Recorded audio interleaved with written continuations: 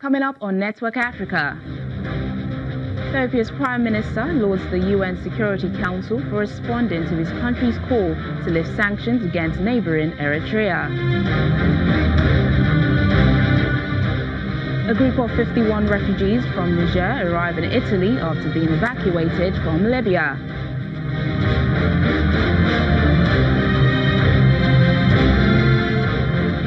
And the United Nations urges all stakeholders in Somalia's forthcoming election to ensure a free, fair and transparent vote.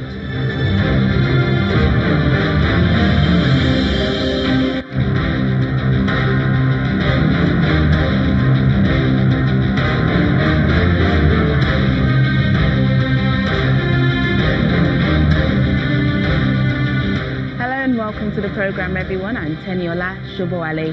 To begin with Ethiopia's Prime Minister's thanks to the United Nations Security Council for responding to his country's call to lift sanctions against Eritrea. In a statement, Mr. Abiy Ahmed said the lifting of the sanctions were important for the Horn of Africa as it will have far-reaching effects in improving the stability of the region. The UN vote comes a few months after the two countries agreed a peace deal. The lifting of sanctions is the latest in a series of dramatic developments in the Horn of Africa. They were imposed in 2009 after Eritrea was accused of supporting the Somali jihadist group Al-Shabaab. Meanwhile, the United Nations resolution has also terminated the Somalia and Eritrea monitoring group, establishing the panel of experts on Somalia in its stead. Addressing the Council after the vote, the British ambassador, Karen Pierce, said the agreement recognized the improvements in regional peace and security. The lifting of sanctions is part of a regional political development that unfolded since Ethiopian Prime Minister Abiy Ahmed and the Eritrean President Isaias Afwerki signed a peace agreement in July, ending a 20-year conflict. The agreement to lift sanctions on Eritrea recognizes the improvements in regional peace and security and the positive steps Eritrea has taken to meet the demands of the Security Council. And it is right that in the light of such developments, we reconsider the measures.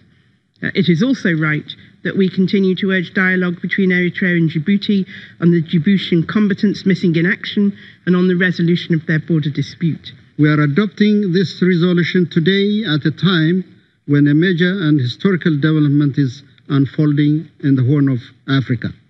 The breakthrough arising from the rapprochement between Ethiopia and Eritrea is already producing unprecedented and far-reaching positive consequences and is significantly changing the political landscape of the Horn of Africa and beyond. Eritreans will not look backwards and are not resentful.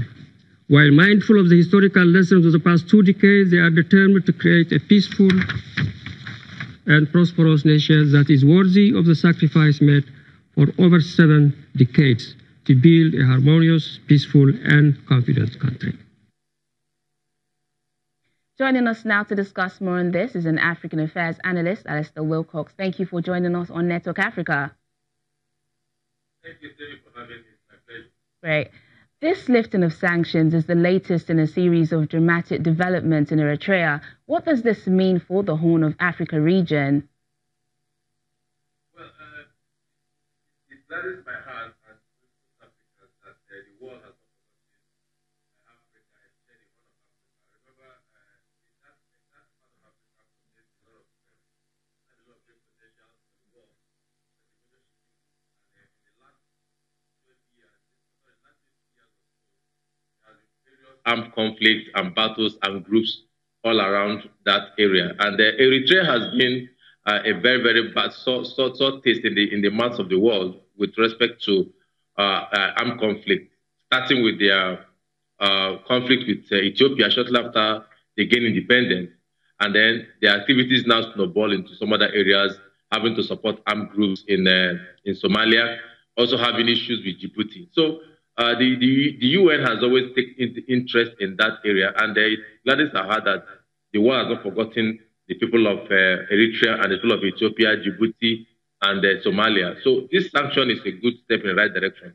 And I think, and we are hoping that it will create lasting peace within the Horn of Africa. Well, Esther, the sanctions included travel ban and asset freeze on certain people and organizations. Now that it has been lifted, what impact will this have on foreign investment and international trade? Well, international trade has already been hampered with the activities of armed conflict, activities of militias and other armed conflict in that area. The sanction, which includes those travel bans, if it's lifted, that means there will be free movement of people within and out of Eritrea.